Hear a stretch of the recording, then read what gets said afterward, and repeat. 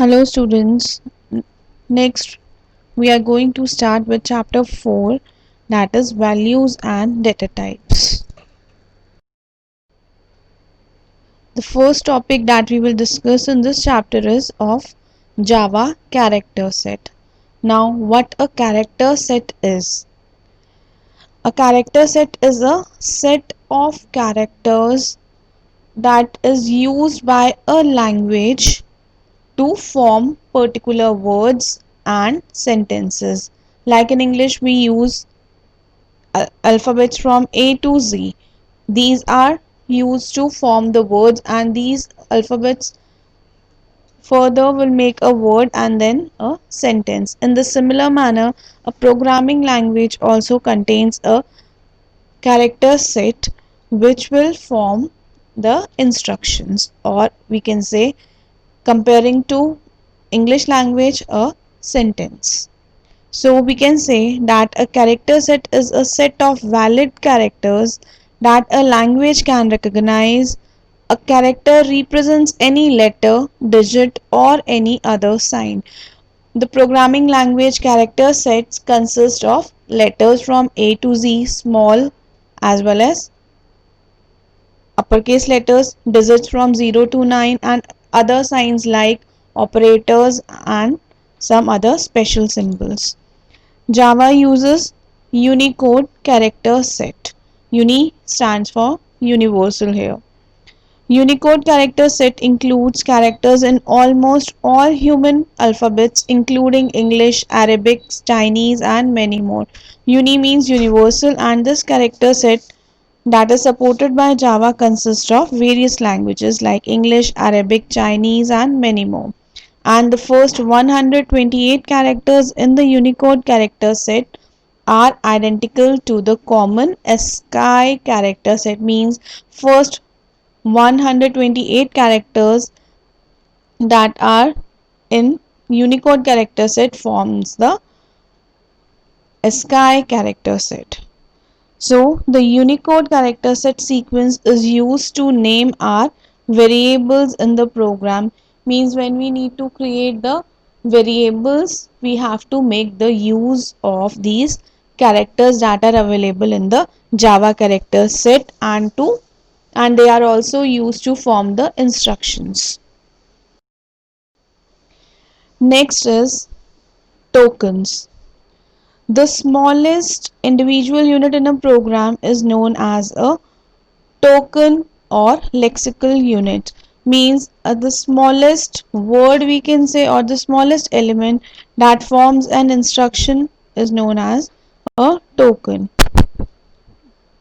So there are various types of tokens in Java, like keywords, literals, operators, identifiers, and punctuators. Next, what are the keywords? Keywords are the words that convey a special meaning to the language compiler. These are reserved for special purpose and must not be used as normal identifier names. The keywords are reserved for some specific work in the programming language in our Java, so they cannot be used as the name of the variables or the class names. And some examples of the keywords here are switch, case, boolean, if, etc. There are number of keywords available in Java.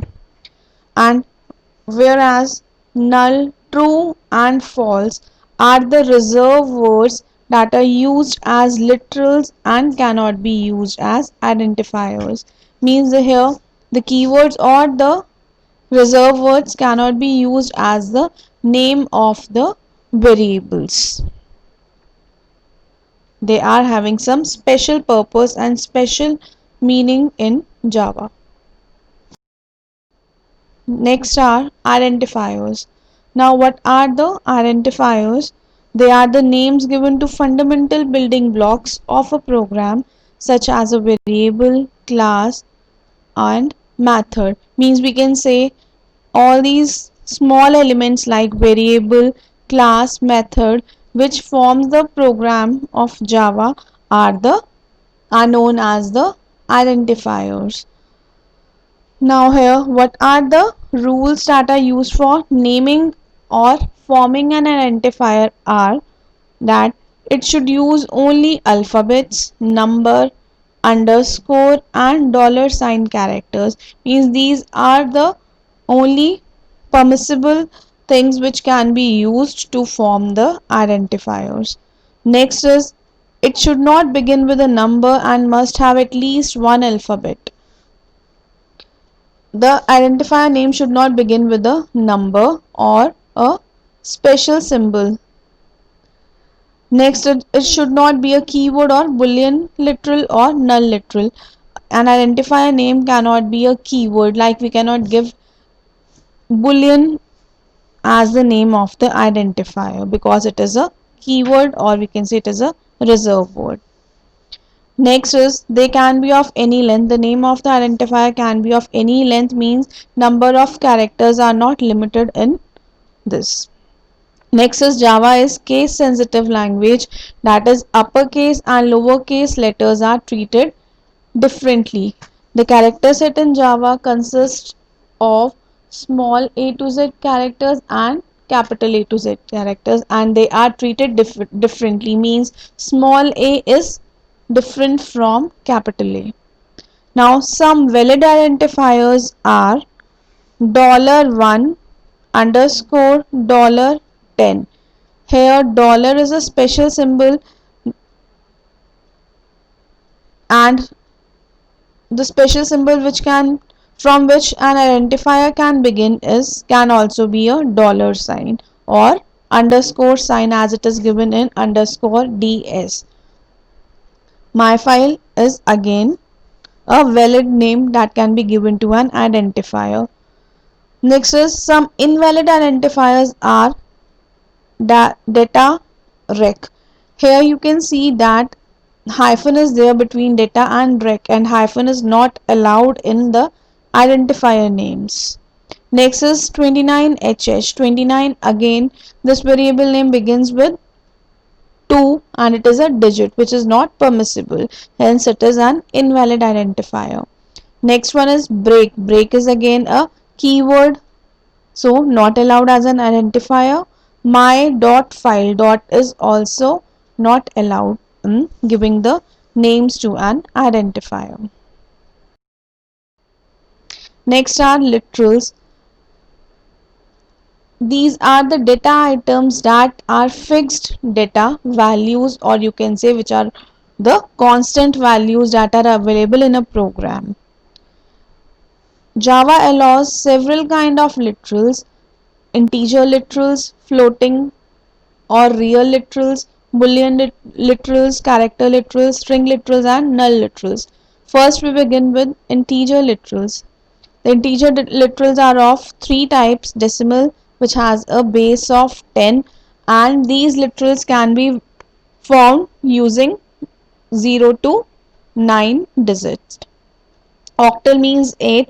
They can consist of these numbers can consist of the digits within the range from 0 to 7. Hexadecimal is 0 to 15, and here till 9 these are the digits, and 10 stands for capital A, B stands for capital 11 and F stands for 15.